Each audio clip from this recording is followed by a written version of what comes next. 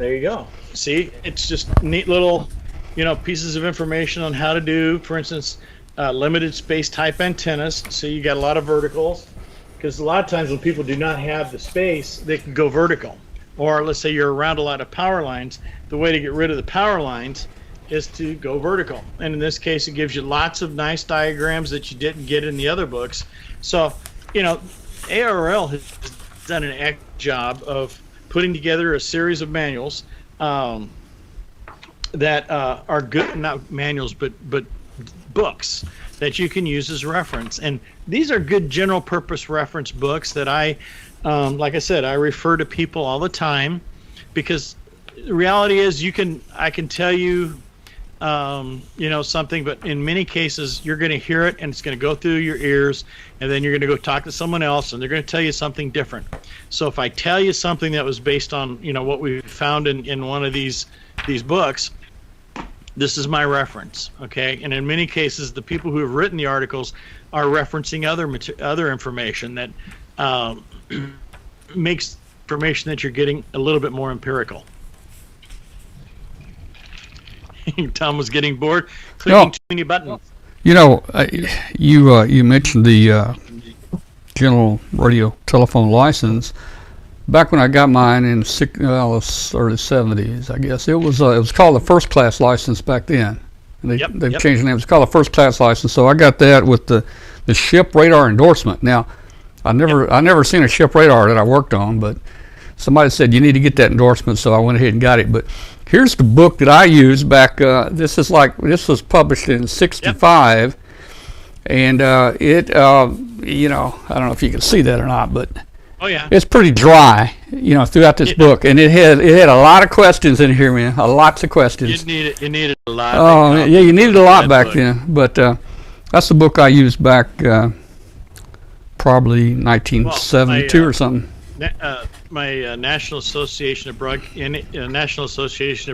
Engineers makes this book that looks like Funk and Wagner's dictionary, or not Funk and Wagner's not dictionary. It is a dictionary where it's this big huge book that's thousands of pages long on everything from setting up your TV transmission systems and all that, and I used to get those on a regular basis, but man alive, that was technical.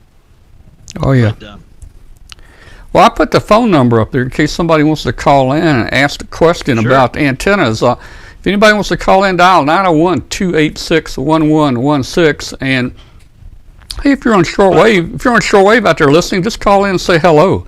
901-286-1116. N8YRF, Gene. Yeah, that's actually not a bad idea, printing it off and going through the answers and so on. Sometimes what I tell people is, if you can do one of the classes that are presented locally, probably through one of the clubs, I suggest you do it. You're not going to learn, you're going to learn the basics, the principles, you're going to get a lot of head knowledge, but you're not going to understand what you're learning until you start doing.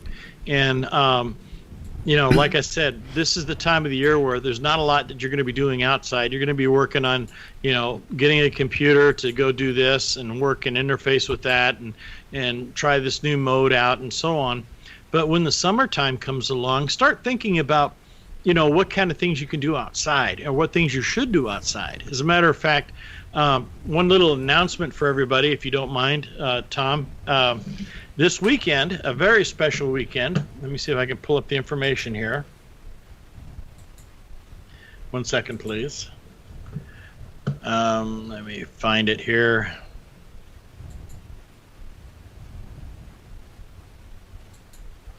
I'll be, remember, oops, darn it, got the wrong screen. All right, let me try that again.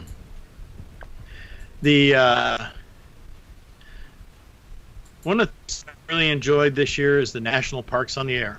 And one of the things that we're going to be doing this weekend is, that's one of my granddaughters. She's not my granddaughter, but that's one of the shirts that they got for Christmas. Yeah. Huh. Anyway, National Parks on the Air, we're going to be activating the Arch.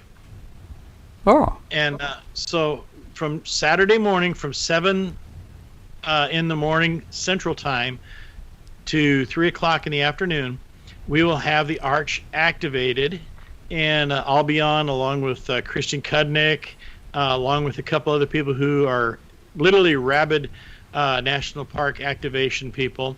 We're going to be setting up one of our expedition hex beams, and they're going to be working multiple, literally on 40 meters and 20 meters at the same time. Is that cool. This weekend?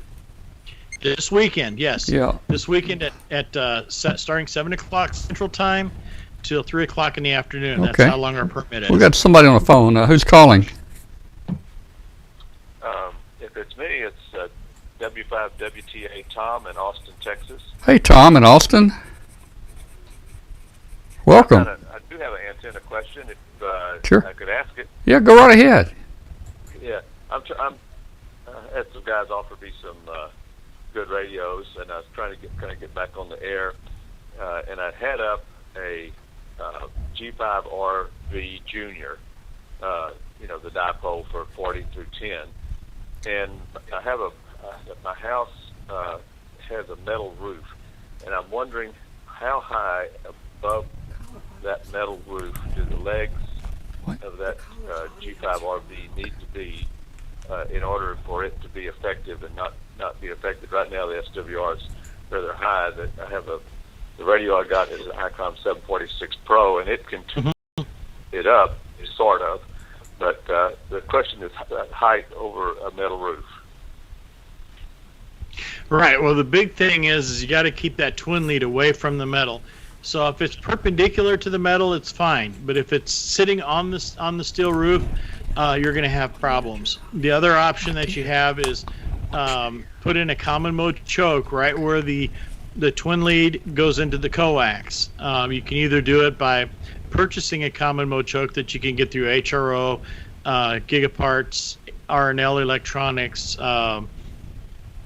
Maine Trading Company, and so on, or you can go ahead and make what's called a dirty balun, and that's where you take your coax and you use like let's say a Folgers coffee can, a gallon jug of whatever, and do 6 to 8 turns of coax around that to create what's called a dirty choke, and that might just help take care of a lot of that problems. But the number one thing is make sure that twin lead does not touch the metal or come close to it. It can be, for instance, here's your roof.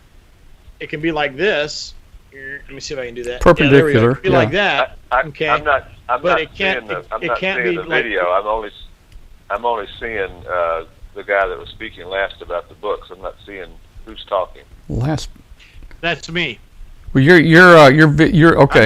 I'm the guy that was talking about the books. You're the video is just the video is a little bit slow getting to you. Okay. Yeah. So he's saying perpendicular. What is it? Open line, twin lead, whatever you call it. The ladder line. Yeah, the ladder line. It cannot come in contact with the metal. As a matter of fact, that's one of the biggest problems we have with some people. They'll run the twin lead into their house through their aluminum windows, and that causes all kinds of problems with the antenna. As a matter of fact, the G5RV, if you can just like keep it away from metal, you're good. Well, that part I don't think is the problem. The ladder line comes off the push-up mast and goes down away, not too far away, but away from the roof, down to one of those chokes, and then there's coax from there back into the house. Okay. Yeah. I was more concerned about the height of the actual legs over that metal roof. Oh. Does it need to be 6 feet, 20 feet, 100 feet? I mean, what's the guideline? Well, optimum for that would be about 16 feet would be good. Just anything 15 to 16 feet. But in many cases, you just got to try and do the best you can, get it as high as you can away from that metal roof. Because what's going to happen is as you start to use it and you turn up the power, you may notice that your reflected power starts to increase. And what that is the energy that you're radiating from your antenna is reflecting off of that roof and coming right back at you. So, hey, Tom, do you have a metal pole? And if so, your ladder line, is it standing away from that metal pole, or is it up against it, or? No, it's it's actually off at about a 25, 30-degree angle from the metal pole and from the roof. It's going down towards the ground, kind of held off with a rope into a tree, so it's not near. I mean, there's some things within maybe 3 or 4 feet, but it's not right on anything. Yeah, that sounds good. Yeah. Okay. Well, so thanks a lot, guys. the other part would be is looking. get that combo mode choke in there, and that'll definitely you'll notice a big difference in performance when you do that.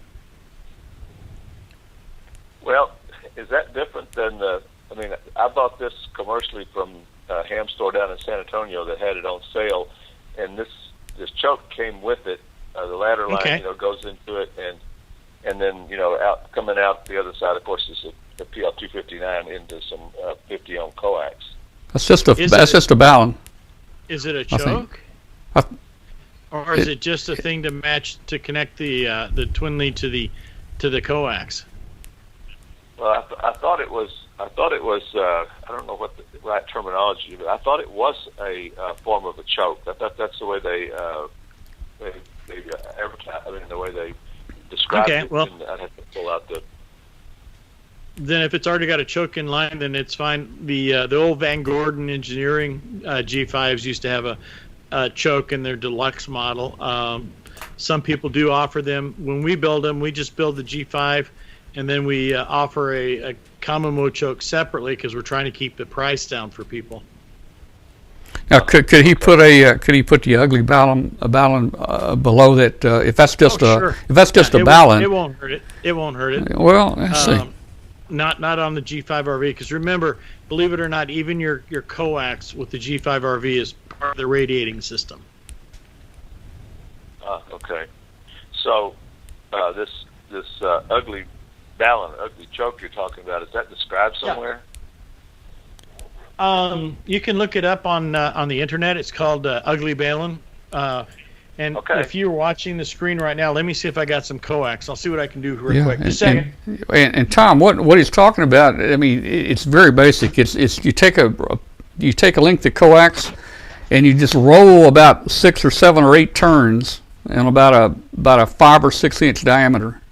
Roll about 5 or 6 or 7 turns, and then just run tape around it. It makes a big loop there. Okay. You're right there. I'm almost there. I'm just trying to find something to form on. He's gonna. Now, Emmett, you should be able to make that without putting it in a form. Yeah. Yeah. As a matter of fact, that's it, right? Yeah. And what you can do is you literally, if you use tape or tie wraps or whatever, you just put it together, you loop it. About 6 inches will be good as far as the overall diameter of the circle. And you just. Now don't bunch it up, but what you do is you just. There we go. Can you see that? Hold it back a little bit. There you go. So what you're saying is 6 turns, 6 inches in diameter. Yep. Right. And that should help. Okay. And you can put tie wraps. Like this when it's done. Put tie wraps around it, or put tape around it. Wraps. Just something to hold it. Duct tape works great. Yeah. Especially the Gorilla duct tape. Okay. All right. Well, thanks a lot. All right. Thanks, Tom. That's been real helpful. You bet. Thank you. Thanks for calling. Thanks for the call, Tom. So Emmett, that was one of the things I was going to ask about. People asking in the chat room, what's the, how high should I put, my dipole? Some people say, if I can get it up 500 feet, that's better than 60 feet. I don't know. It depends on what you're trying to do. Yeah. The one thing that we are running into is it's 9:20. We're running. I'm kind of running late. But this could be something that we could do. I did prepare some slides for the future that we can use, where we can actually. Let me show you some pictures real quick, and then you guys tell me what you think. If you want me to come back and we can do a whole segment on what does an antenna really look like? What is it doing? Well, I think we'll do that. But so is it? Yeah, and you're right. What do you want to do with it? I'm guessing a dipole at a quarter wave. Is that? Mm-hmm. I don't know. Does that make it more of a NVIS type or not? Or yes, it does. Let me just. I'm trying to find this silly. There we go. Okay, for instance, this is a 80-meter dipole at 60 feet in the air. I'm going to go ahead and switch over. No, that's inverted V. Darn it.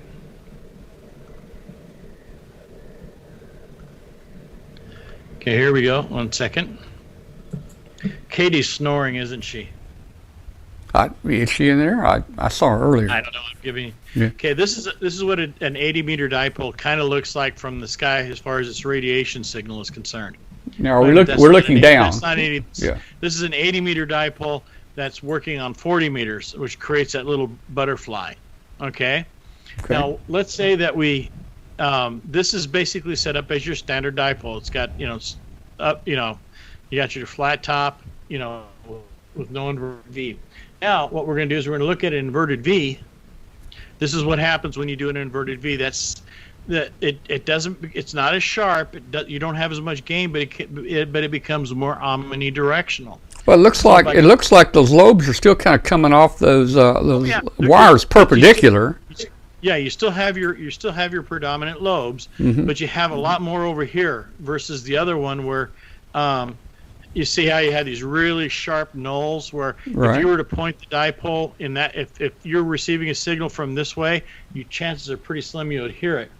Okay, here's your 80-meter dipole right there. Okay, you see how it looks like an egg? Let me see. Looks like an Easter egg. Yeah, there we go. Okay, now you see how your signal goes from here to here. Right. It's not as strong from the side. So if you literally had your let's say the station was up here and it was trying to transmit, you probably would not get the signal very well. But if we were to put it in an inverted V, look what happens. See, so here's where we're talking about, it's now it's more circular. It's more omnidirectional. Yeah. In other words, it's not, off the side of the antennas. It's now just about off of any side of the antenna. So you can pick up anything anywhere, so it becomes omnidirectional. But what we're looking at is it's how do you want it set up? And I think what we could do, Tom, if we want to schedule this, is I could go through dipoles. What does it look like as a standard setup off of, let's say, 10 feet off the ground, 20 feet, 50 feet, 100 feet? Then what does an inverted V look like the same way? Let's look at the G5RV, and then let's look at the off-center fed, and then maybe even throw in a fan dipole for the fun of it. How does that sound? Yeah, I think that's good. And like you say, it depends on where you want the signal to go, how high you mount it, right? I mean, the takeoff angle and different things. And, you talked about putting, you've talked about just laying a wire on the ground under an antenna, for a reflector. And, I think of that as a beam, a 2-element beam. I mean, if that reflector is below it, is that going to make the signal go up, straight up? It sure is. It's like shooting pool. As a matter of fact, one of the things I do with I've got a 160DX going east and west, and I have an 80-meter DX going north and south, because believe it or not, where I live, I can't put up a beam. Yep. It hurts. But I have my antennas in the trees, and but the thing is I have a really good idea how things work because of that, and we're not. How do I say this? We're not. We can't always get what we want when it comes to doing things on the air, but we can sure as heck try to get the best we can with what we got. Oh yeah. Well, Emmett, let's plan another show where we just talk antennas. Dipoles, inverted V's, throw some verticals in there. Let's just call it. It's the antenna. ... Nuts and bolts of how antennas work and how they. Let's visually look at what an antenna really does, so that people get a good idea of what's going on. As a matter of fact, one of the things I do have that I use a lot. Well, actually, I've got it in my head now, so it doesn't matter. But the radiation patterns of what the antennas will generally do when you're, let's say, out in the field. So if I set it up as an inverted V, I know my signal is going to go one way or the other. If I have it set up as a flat top, I know something else is going to happen. And by doing that, I can overlay that diagram over, let's say, the map. So I'll get a good idea of where my signals are going. When it comes to things like emergency management, getting your signal from point A to point B, that is an extremely important thing to know about your antennas, especially when there are lives on the line. Yeah. Hey, and let's throw in some full wave loops. Let's throw in a full wave like delta loop, standing vertically and laying horizontal. And we can even do some small magnetic loops too.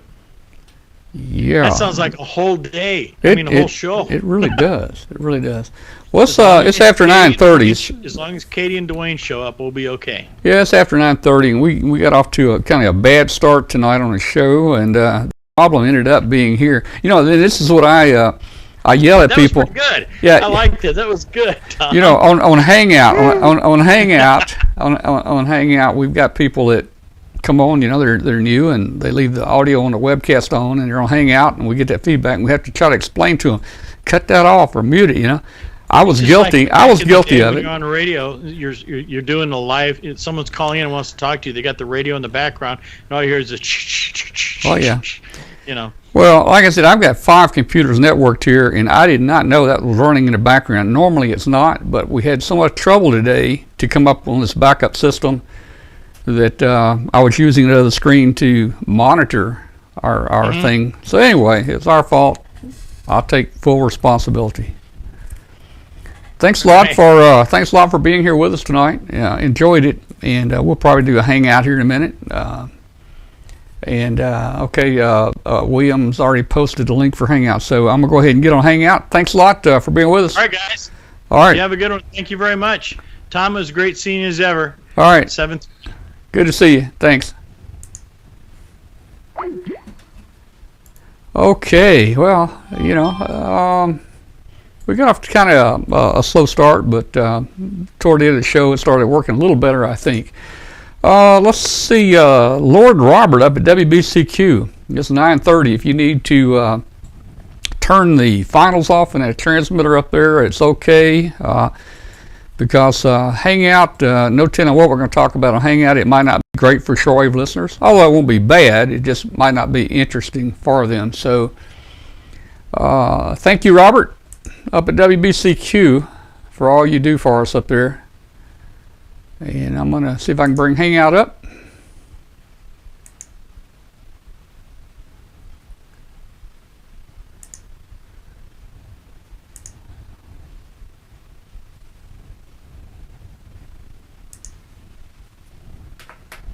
Getting close.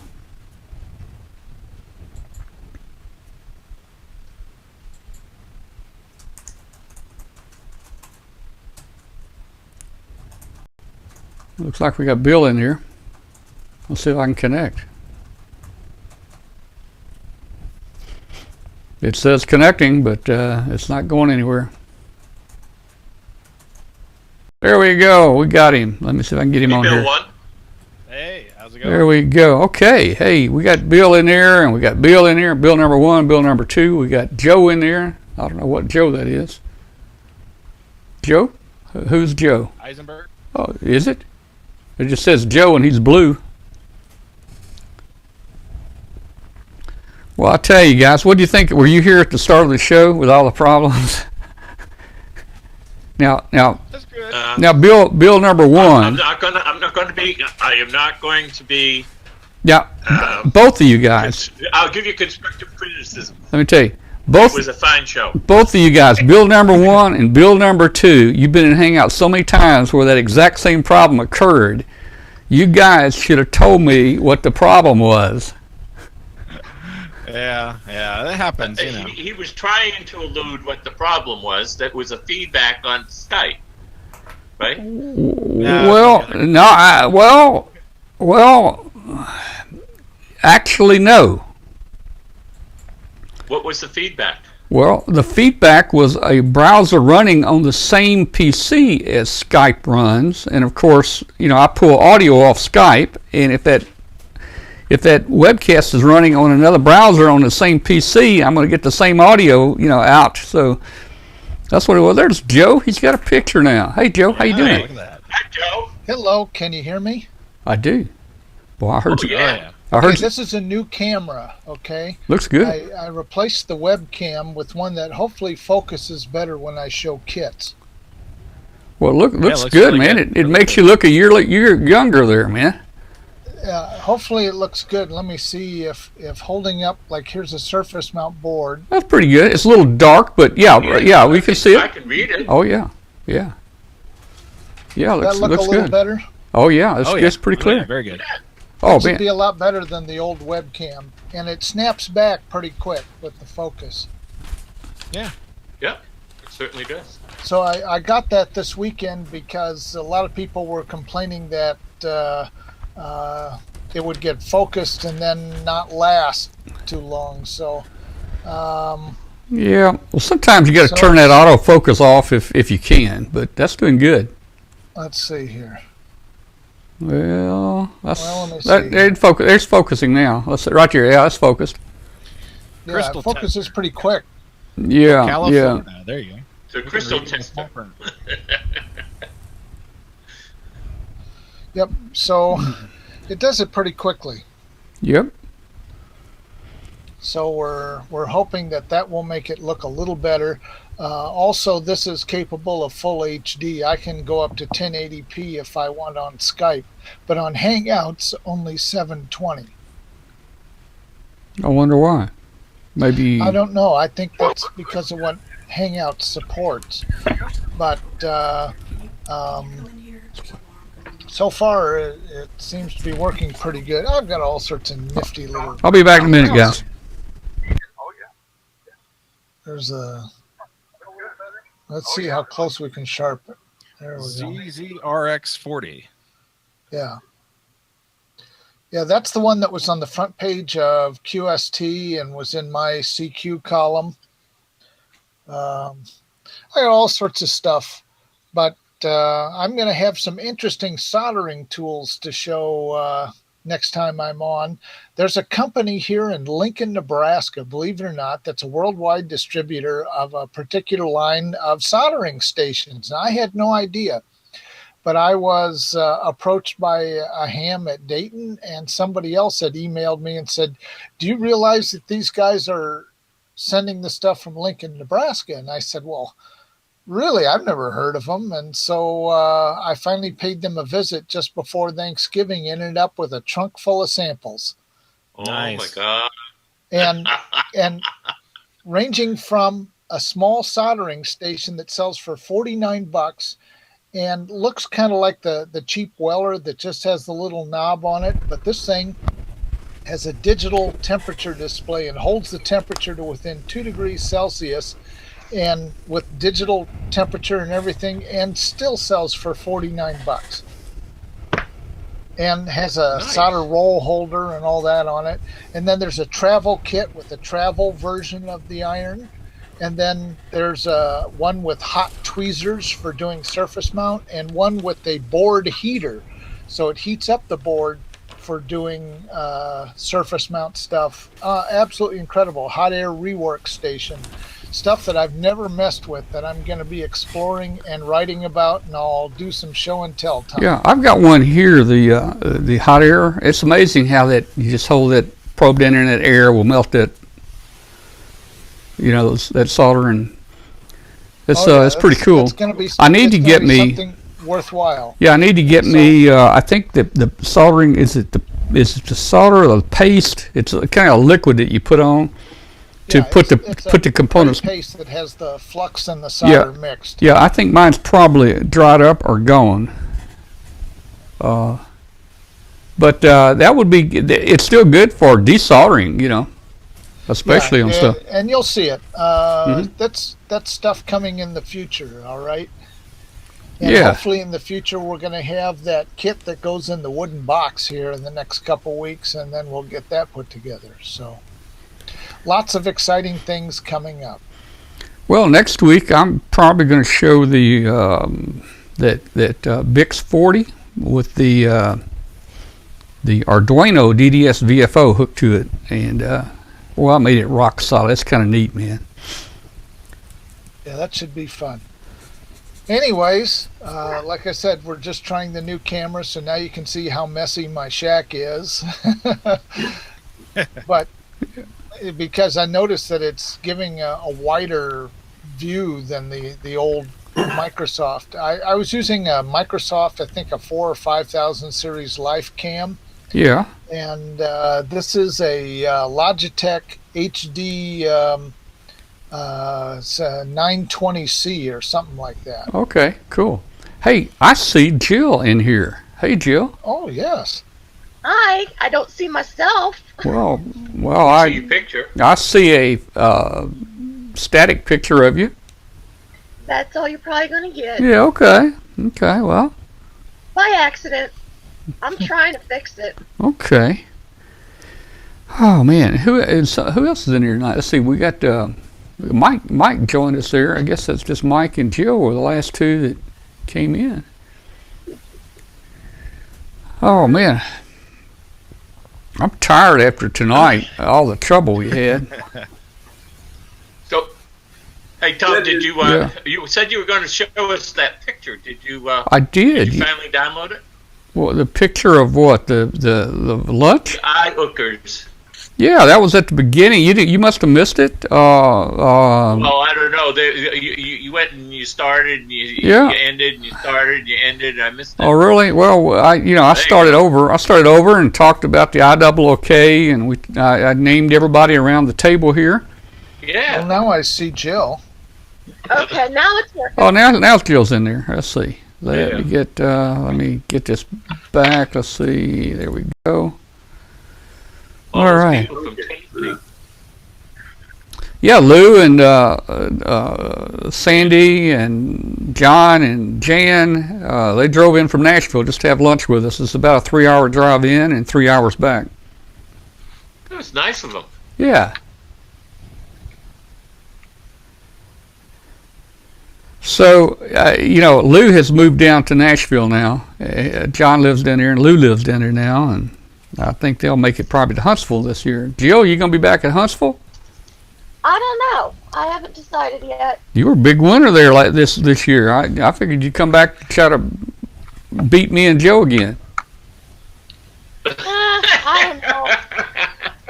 I'm not going this next year. Oh, yeah, that's right. That's right. You're going to watch the eclipse. That's right. It comes right through here. Yeah, and what if it's cloudy that day? You're going to miss the Hamfest.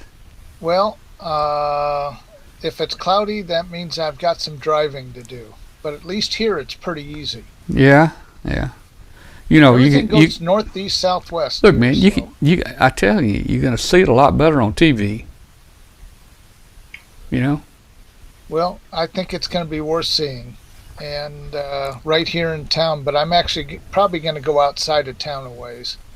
I think the only reason a person would want to see that in person is if a bunch of natives had him captured, and they were fixing to cook him in the pot, and you say, watch this trick I'm going to do. I think that's the only reason to stick around. Man, you ought to come to Hamfest. Well, I could and see the eclipse. The problem is the risk of having a flight issue going home and not making it. All right. See, we'll see part of the we'll see part of the eclipse from here. Oh yeah. In fact, if you drove to Nashville, you'd see it all. So. Well, Huntsville is just an hour south of Nashville. Well, it's just 2 hours, and I had thought of that. I had thought of going to Huntsville and then going to Tennessee or Kentucky or something and watch it, and then fly back a day later. But flying will be very expensive then because everybody else has the same idea. So I think I'm going to stay here in Nebraska. Yeah, I don't know what clips. I just usually go outside and watch the borealis lights. Yeah. So I'll probably just watch it right here in Nebraska. Okay, well, we're going to miss you. But you know what that means, Jill? Me and you have better chances with Joe not there. That's true. That's true. Now, if you tell me you're not coming, I might just buy a few extra tickets. Really? For me, yeah. If you don't show up, because you and Joe, y'all usually You and Joe are usually the big winners there. You guys usually clean that place out. Will you buy me a brick if I show up? Buy what? A brick? A brick?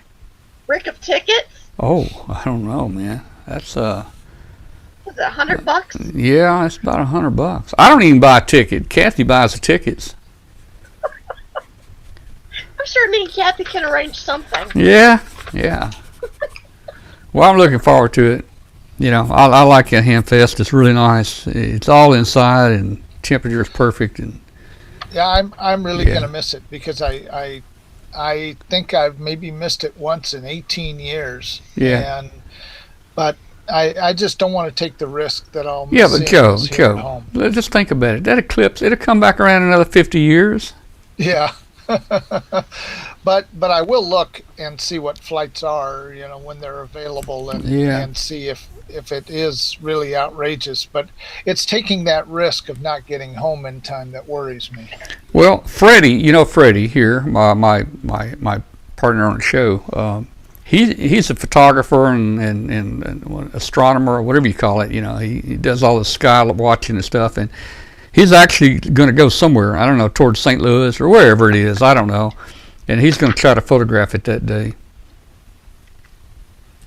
Yep, so we'll have to see. I mean, like I said, if I can find a flight, that works and they don't charge a fortune for it or something, I might do it, but we'll see. Yeah. But everybody's telling me that flights the day before it and day after and stuff are going to be pretty crazy. The hotels around here are already charging anywhere from $300 to $500 a night. Mm. Is that right to come to watch the eclipse? People are doing that? That's right. Wow. Especially in western Nebraska, where the chances of it being cloudy are even lower than they are in the eastern part of the state. They're at least 400 or 500. Okay. Well, I'll probably sleep through it. Take pictures. Oh yeah, take pictures and. Well, don't look directly at it now because you'll burn your irises out. I already got eclipse glasses and a thing for my lens. Didn't there was something when I was younger they used to put a hole through a piece of paper or something? Yeah, you can make a little box projector. Just punch a piece of hole in a piece of cardboard and it'll focus on another piece of cardboard and. There you are. Yeah. Well, folks, I'm going to log out. Glad the new camera works. Well, looking good. Yeah, take care, Joe. Looking good. Sure. Always nice to see you, Joe. You bet.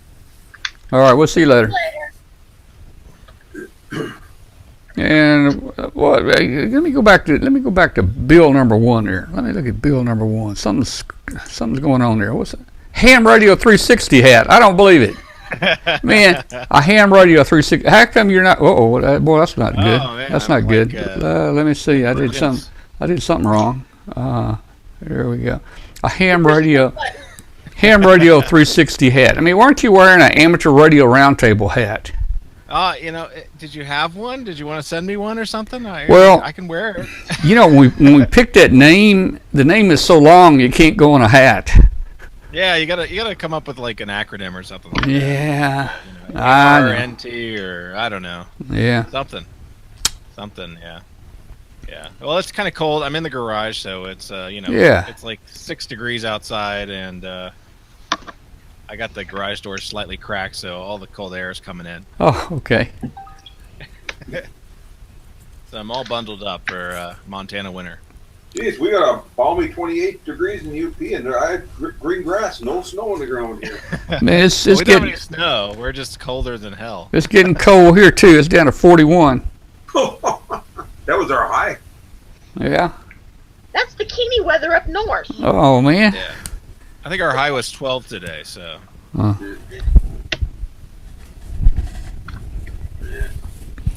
guys, I'm gonna bug out. I got stuff I gotta do. Okay, well, Jill, it was great to see you join us in Hangout tonight. Thanks for coming in. Us too. I'll see you later. Okay, bye-bye. Good night. All right, man.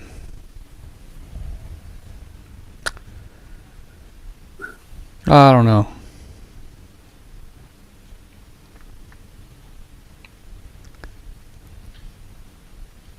What I like about this show, the problems you had in the beginning, it's all, everything is. You like it? Well, maybe I'll release the secret someday. We plan those problems like it just so people can watch. Yeah. Man. Well, I tell you what, I ain't going to let that happen again. I know what it is now. I've been telling people about that for the past year, and then it happens to me. But we weren't in Hangout. I guess that's what. Yeah. I guess that's what got me. Yeah. You wanted to keep an eye on yourself there, having the stream open. So. Yeah. Well, I started thinking a little light bulb came on, and said ding, and I thought, I bet you I know what it is. But like I said, I got 5 computers here. I had to go look through all 5 computers before I found it. KB3RWT in Dallas has joined. Yeah. Oh. Got an awful lot of them that have dropped out. Yeah, our attendance wasn't that great tonight. Looked like our top number was about 58. Yeah, about 58. Yeah. Oh, we got a phone ringing. Let me see who that is. Probably somebody wanting pizza.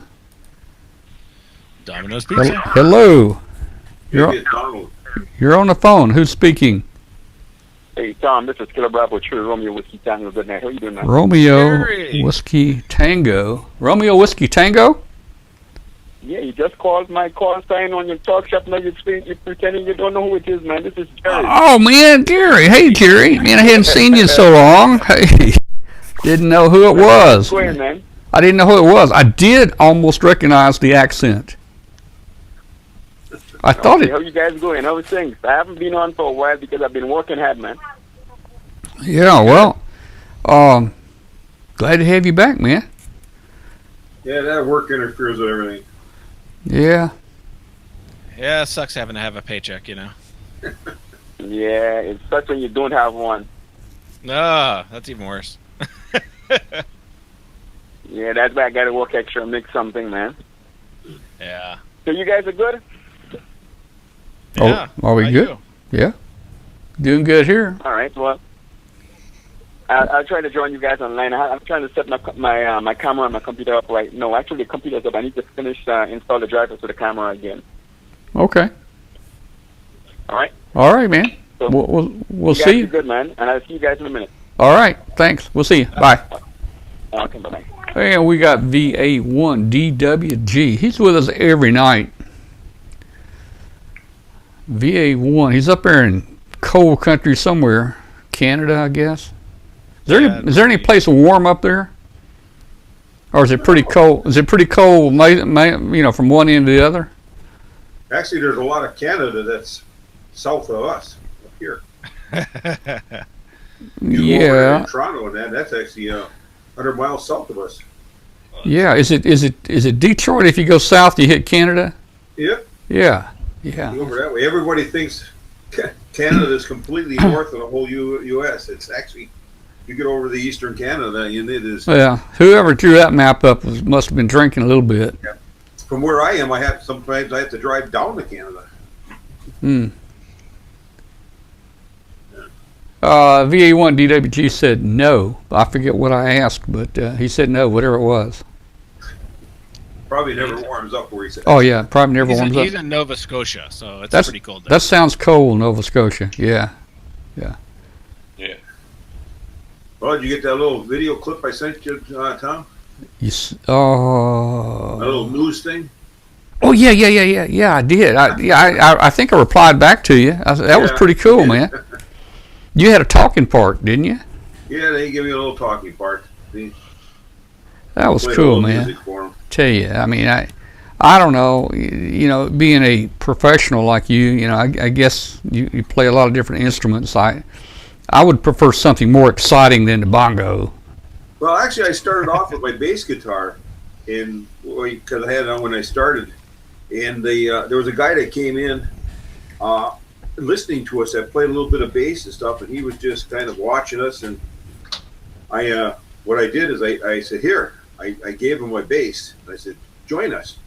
Play along with us. And then I also bring my bongos, and just if there's no other or anything wrong with it, you can just keep a beat and go with that. So I said, use my bass and join us. Just don't sit on the side there. So got him involved for about a good hour or so. Yeah. Well, you look like you were having fun. Yeah, for sure. Yeah, let me see. Yeah, everybody relates to bongos with the old beatniks from the 60s, but yeah. All right, there we go. Tambourine, there we go. I'll put the tambourine, you get in trouble. There we go. I'll put me in a picture with you guys. There we go. Yeah, that's better. There you go. Hey, how'd you get in my room? I don't know, but kind of. You guys take up more of the picture. If you gave me more room, I could fit better. But that's okay. Hey. WA1 DWG. He has snow and fog. He got 2 inches of snow. That's not bad. Heck, we get 2 inches of snow in about 6 years. Yeah, we got no snow here, so it's just cold. Well,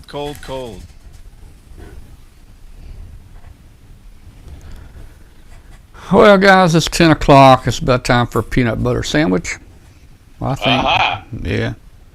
Back to your peanut butter sandwich. Man, I've been off my diet for about 6 weeks now, man. I've been back to 7 meals a day.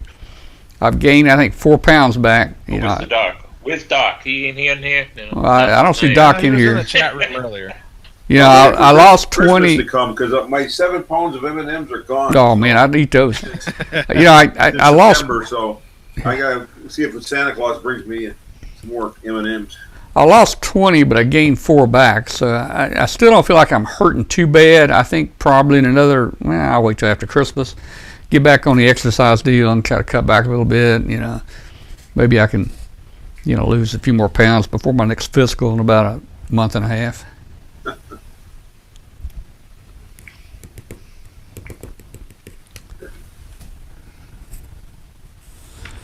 All right, well, I'm getting off here, and there he is. There, he made it in.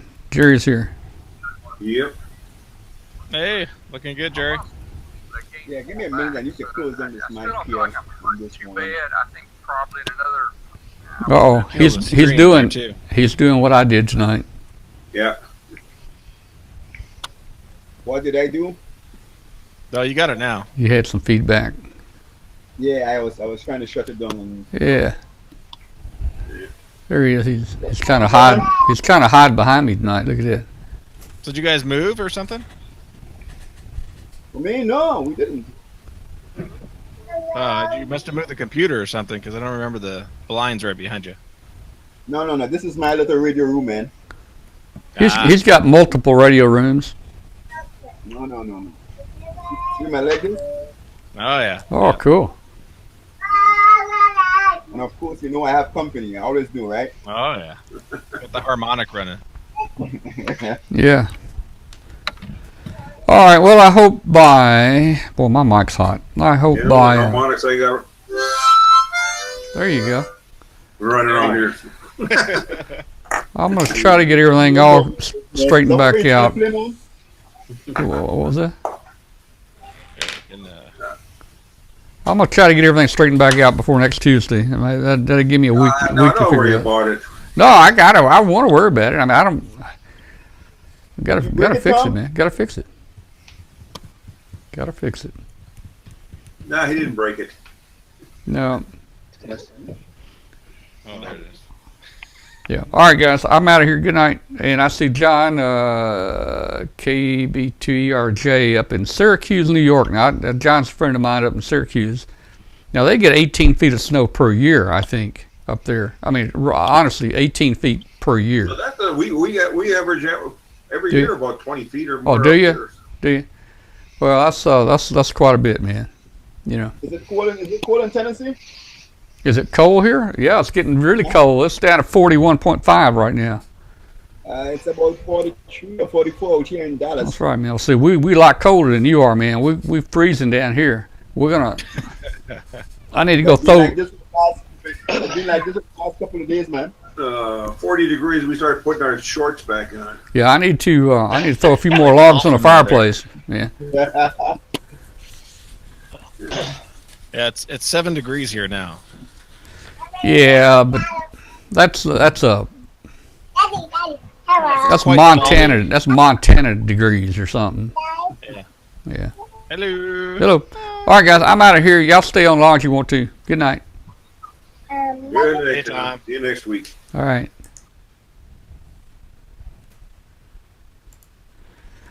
All right. Thanks to everybody for joining us tonight. Boy, we had several issues at the beginning of the show, but we got them straightened out. So thank you again for sticking with us, and we'll see you next Tuesday. We got some good things going next Tuesday. I'm going to break out that BIX 40 again and show you how it works with an Arduino DDS VFO. We're going to do that next week, and we'll have some other guests too. 73s, we'll see you later.